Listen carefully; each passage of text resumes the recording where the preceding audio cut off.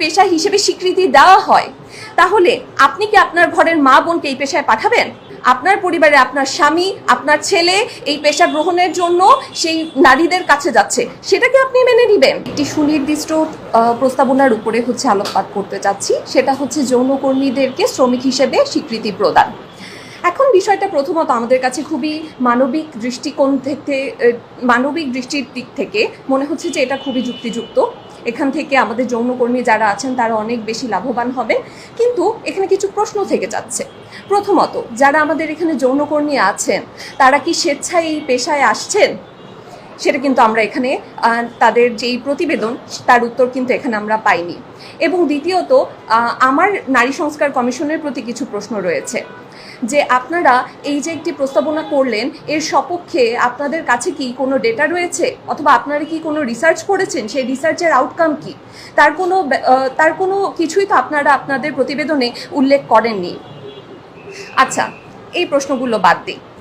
এবার যদিও আমাদের অনেক সময় স্বল্পতা ছিল, যার কারণে আমরা ফিল্ডে যেয়ে আমাদের কোনো রিসার্চ করতে পারিনি, তবে অলরেডি বেশ কিছু রিনাউন্ড মিডিয়ার যারা তাদের ডকুমেন্টারি প্রকাশ করেছে এই টপিকের উপরে, তাদের বেশ কিছু বিষয়ের উপরে আমি আলোকপাত করতে চাচ্ছি।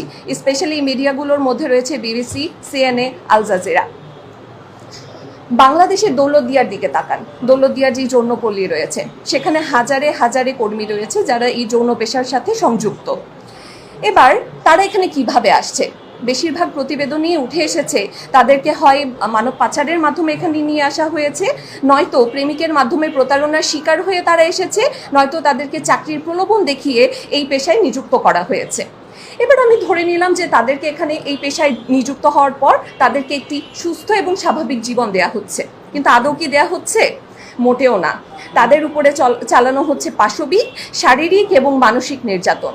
প্রথমত আমরা যদি দেখি, তাদের এখানে যারা কিশোরী যারা আসছেন এবং শিশু বয়সে যারা আসছেন, তাদের গড় বয়স থাকে 14-র কাছাকাছি। এবং এই শিশুদেরকে যাতে খুব দ্রুত এই পেশায় নিযুক্ত করা যায় এবং এই পেশার উপযুক্ত করে নেওয়া যায়, এজন্য তাদের শরীরে দেওয়া হচ্ছে স্টেরয়েড হরমোন, যাতে করে তাদেরকে মোটা তাজা করা যায়। মনে হচ্ছে সে যেন মানুষ নয়, সে যেন এক পশু। গরু মোটা তাজাকরণের এক অভিনব প্রক্রিয়া।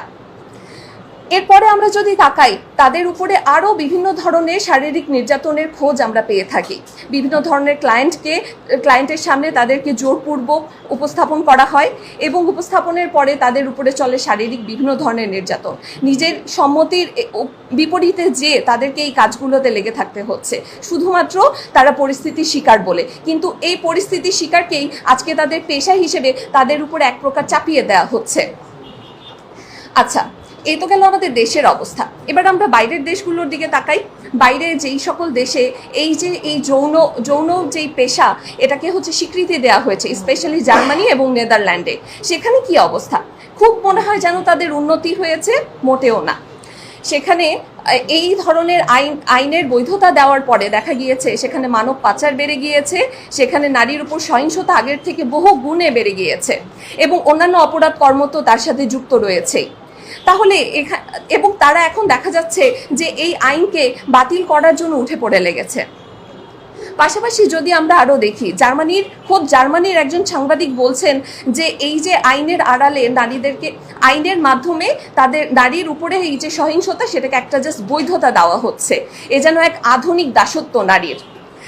তো দিন শেষে যেই জিনিস পশ্চিমা বিশ্ব ছুঁড়ে ফেলে দিচ্ছে, সেই জিনিস আমাদের এখানে নারী সংস্কার কমিশন কোনো রকম রিসার্চ ছাড়া, কোনো রকম ডেটা কালেকশন ছাড়া, কোনো রকম মতামত গ্রহণ ছাড়া তারা জাস্ট আমাদের উপরে চাপিয়ে দিতে যাচ্ছে।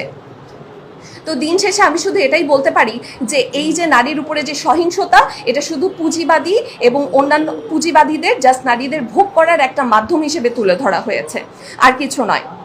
এবং পাশাপাশি আমরা যদি দেখি যে এটা নারীদের প্রতি যেই সহিংসতা এবং জুলুম হচ্ছে, যেই নারীদের প্রতি যেই শোষণ হচ্ছে, সেটাকে জাস্ট একটা পেশার নাম দিয়ে সেটাকে বৈধতা দেওয়া হচ্ছে, যেটার কোনো অর্থ আসলে থাকে না।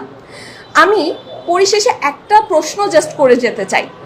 আজকে যদি এই পেশাকে, এই যে যৌন, এটাকে আমি পেশা বলতে রাজি না, যদি এটাকে পেশা হিসেবে স্বীকৃতি দেওয়া হয়, তাহলে আপনি কি আপনার ঘরের মা বোনকে এই পেশায় পাঠাবেন? আর উল্টোভাবে আমি যদি দেখি আপনার পরিবারে আপনার স্বামী, আপনার ছেলে এই পেশা গ্রহণের জন্য সেই নারীদের কাছে যাচ্ছে, সেটাকে আপনি মেনে নেবেন?